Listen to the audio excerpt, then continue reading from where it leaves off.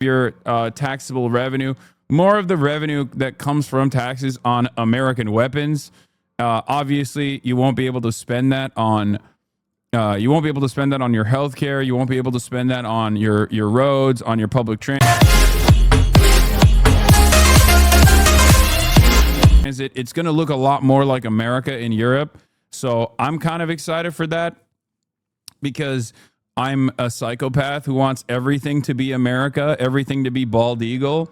So, get excited for it as well. You guys will finally get a taste of that beautiful freedom when you have the freedom to choose whichever healthcare provider is going to fuck you over harder than the next.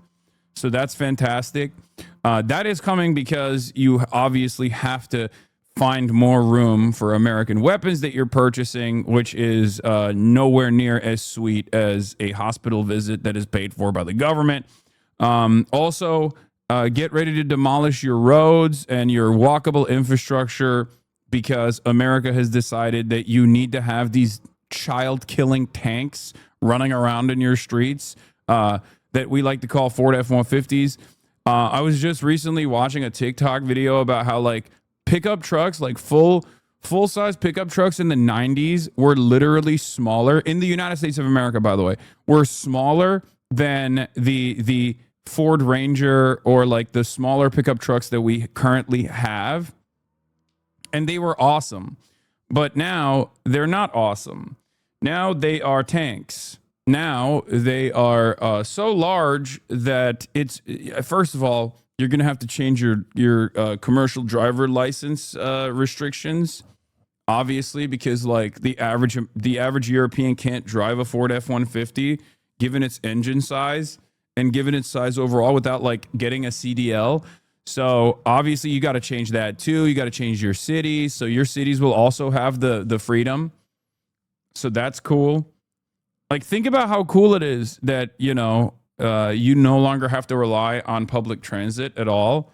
And you will actually pave down all of your cobblestone roads that have been there since, like, I don't know, the Roman era.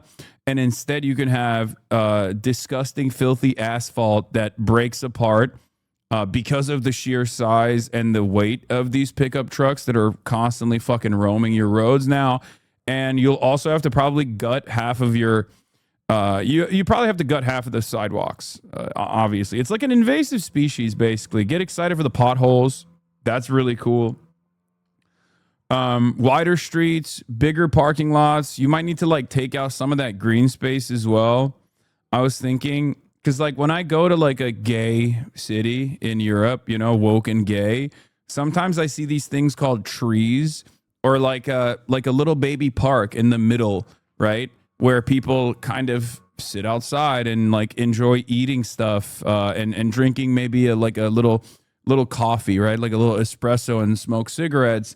You can't do that anymore because you need a parking structure for massive Ford F-150 pickup trucks. So that's cool. That like it won't be woke and gay anymore. So that's like another thing you can look forward to. Your tone is enthusiastic, but your word sounds like a threat. No, it's just, I mean, think about how much fun we're having here in the United States of America. Like when you look at a 1990 Ford F-150, which is still pretty sizable, right? It's still a pretty big truck.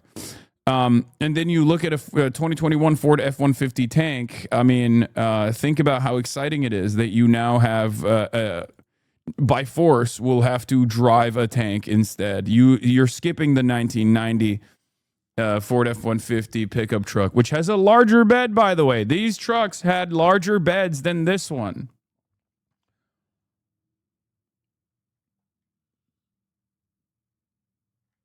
Bro, the EU could import these, but no one will buy them. Excuse me.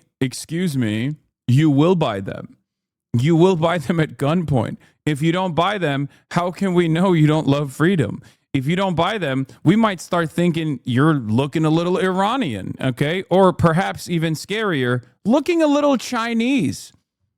And you don't want to look Chinese, okay? Let me tell you, you do not want to look Chinese, okay? What are we talking about? You need to have these cars. These tanks. I don't want to call them cars. They're not cars. They're tanks. You need to have these tanks.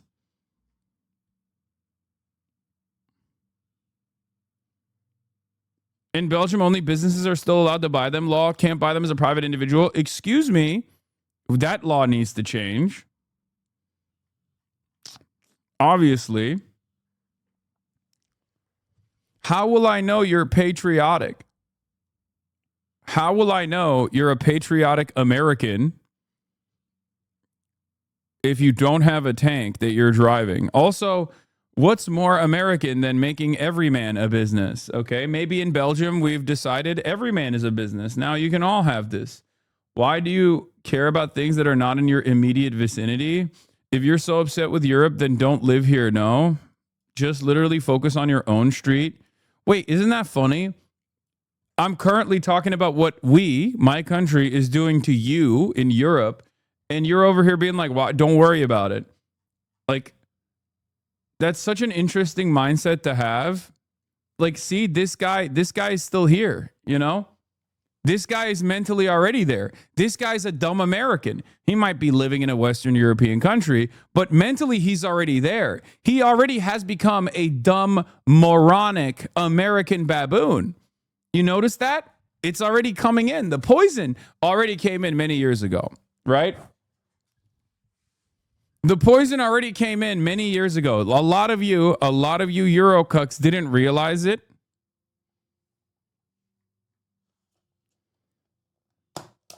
And that's what you got to do. We need more of that guy. That guy is good. We need more of that guy. That guy has become an American already mentally. He said he wants 5,000 kilogram cars. That's what I'm talking about.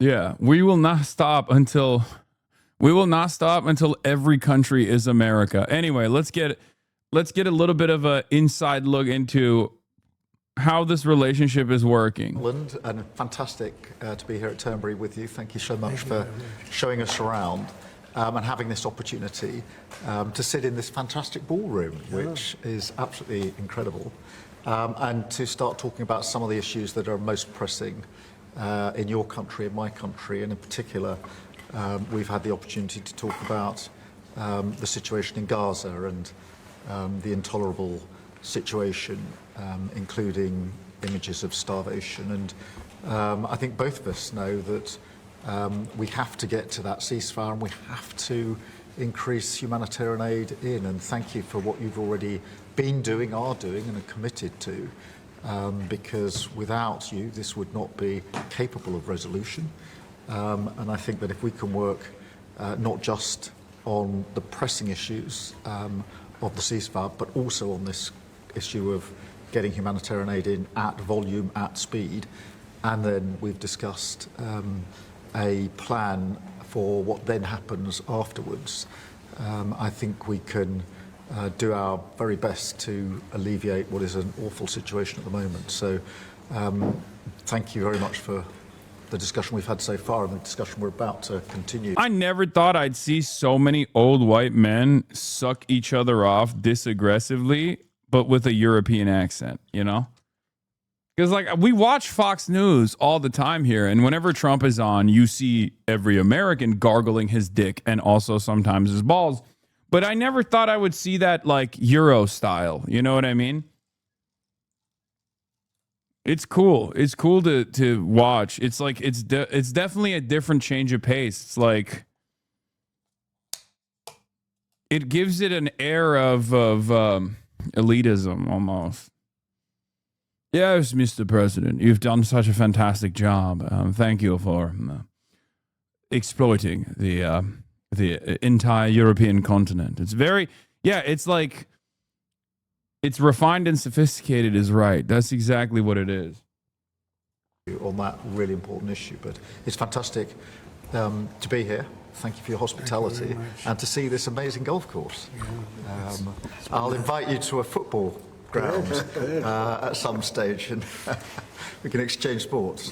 It's been great being with you, and thank you very much, Mr. Prime Minister. And you've done a fantastic job with regard to the trade deal. You know, they wanted a trade deal here for years, many years, through many different terms of different people, and you got it done. So I want to congratulate you on that, and it's a great It's a great deal for both. It brings unity. We didn't need unity, but it brings us even closer together, I think. It's good for both parties. We also discussed, obviously, Gaza.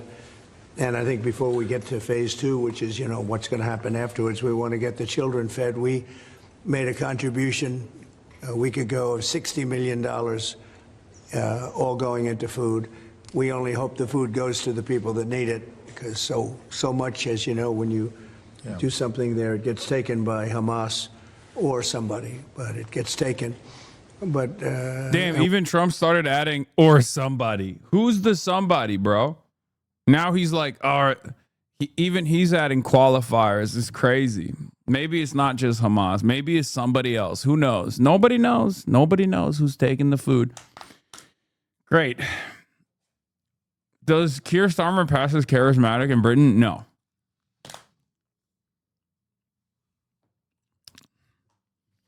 Also, Trump looks like absolute doo-doo butter, dude. What the hell is this? Bro, he looks extra shitty today. What is happening?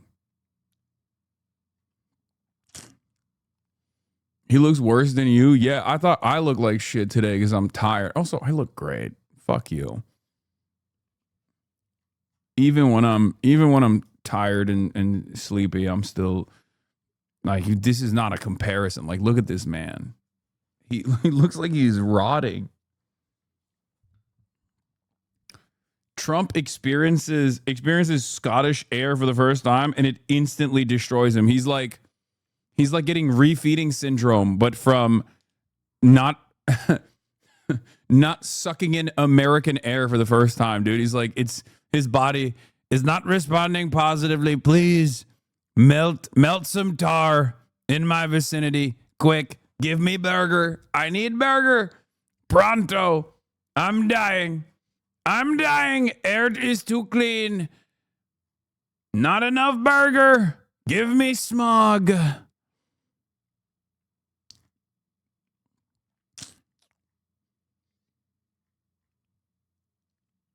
Like, this is the worst thing. This is the worst I've seen him in a while. I don't know if it's the Epstein stuff. I don't know if it's I don't even think it's like Gaza related. There's no way, right? Because he doesn't give a shit. He's the devil. And I feel like when he does, the worse things get,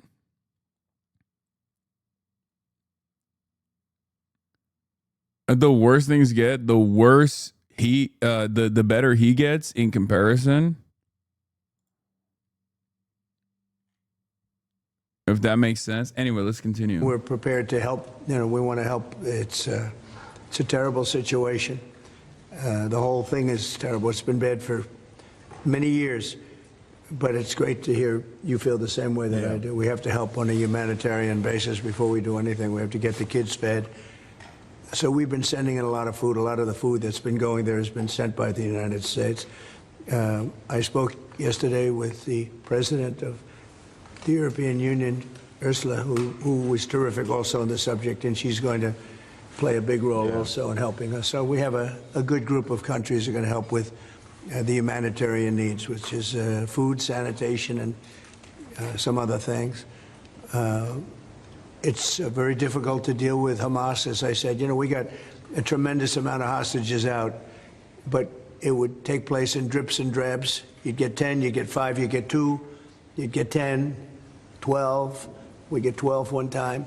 Many of them would come to the White House, and they were so thankful. But I always said, when you get down to the final 10 or 20, you're not going to be able to make a deal with these people because they use them as a shield. And when they give them up, they no longer have a shield. And the people of Israel feel so strongly about the hostages. Some people would take a different view, but they feel so strongly about the hostages. So that's an ongoing process. Hamas has become very difficult to deal with in the last couple of days because they don't want to give up these last 20 because they think as long as we have them, they have protection. But I don't think it can work that way. So I'm speaking to Bibi Netanyahu, and we are coming up with various plans. We're going to say it's a very difficult situation. Why is he still running defense for Israel when reports indicate he's privately pissed off at Bibi? Because the reports are bullshit. And that's it. Because it's like Biden. It's the same nonsense that Biden did, where he was like, "Oh, look alive! I'm so mad. I'm gonna give a talking to. I'm gonna tell him, he's gonna have a come to Jesus moment." But there is no with Israel and the United States of America. It's this, okay? It's this. It's a unified front. Israel does whatever America wants. Now, I will say, post-Obama, especially under Trump 1, Israel increasingly took over the steering wheel of America's foreign policy and its interventions in the region. They took the driving seat, okay? They took the driver's seat and they started driving the car. That's for sure. And Biden did not scale that back in any capacity. As a matter of fact, he put his fucking foot on the gas. He basically took Israel's leg and pushed it down, okay? Slammed it. But ultimately, we're in the car together. That's it. So the idea that Trump is mad or whatever, it's bullshit. It's bullshit. Trump could get more mad in the future if it becomes like a bigger problem, if it becomes a bigger issue, right? If there are more consequences for this allegiance, then maybe Trump will scale back or force Israel to scale back. Okay.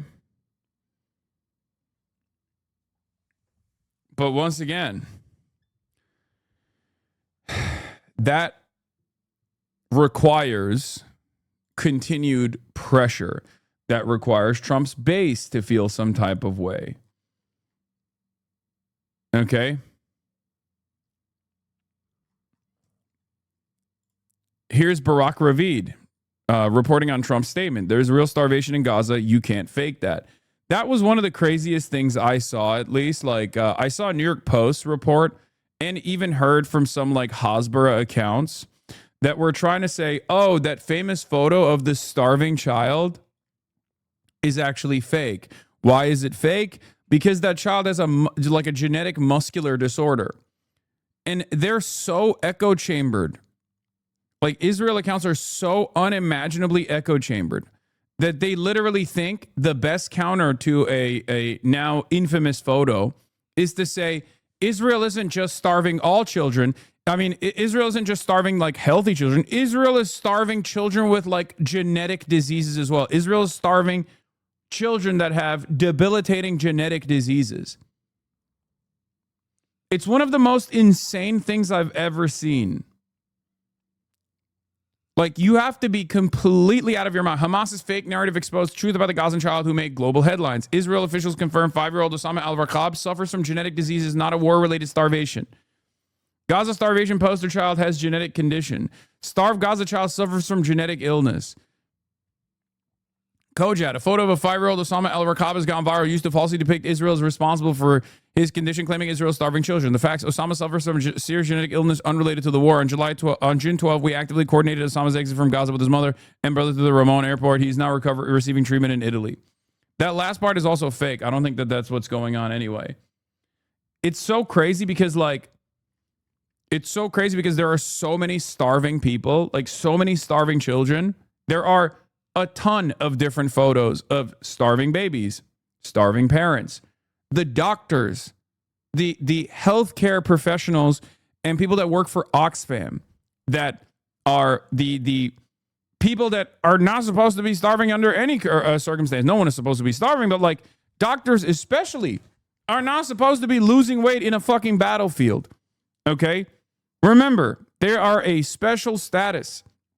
We are talking about Americans and Westerners who supposedly have special status in this circumstance. The reason why they go to this field of battle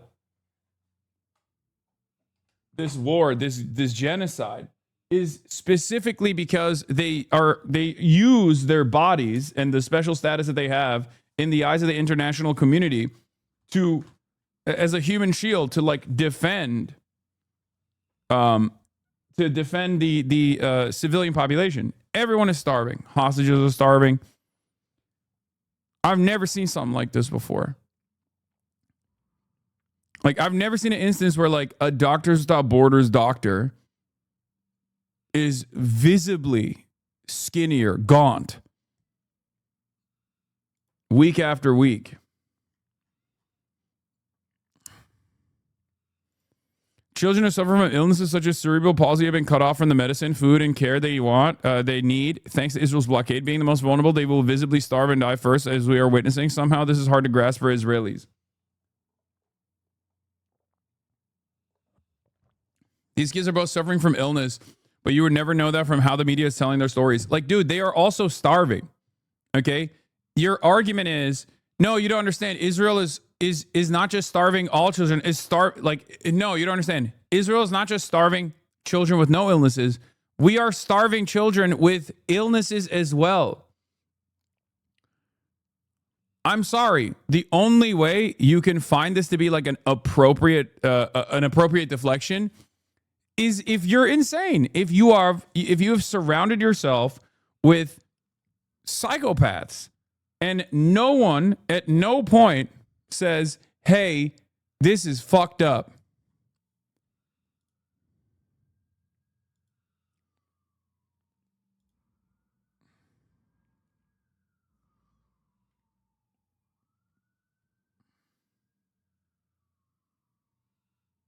They just post that shit for the Israelis at this point. They aren't trying to make sense to anyone else. No, there are people.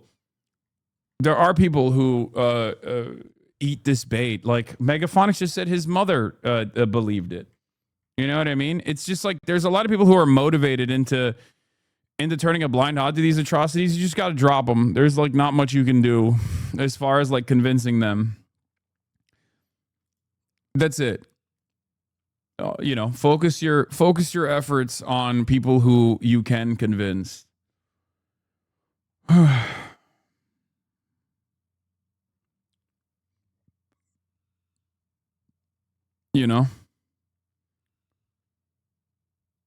even wrap my head around the fact that we live in the same world with shit Israelis. I mean, there are plenty of evil people, man. What are you talking about? There's a lot of evil people out there. This kind of journalism doesn't help Gazans, but it does get Jews killed. Truth is nothing to fear unless you're part of a movement that's based on lies. Yeah, thank you for revealing your truth, Hen Mazig. The truth that Israel is starving everyone, including children with genetic disabilities. Wow, that's awesome.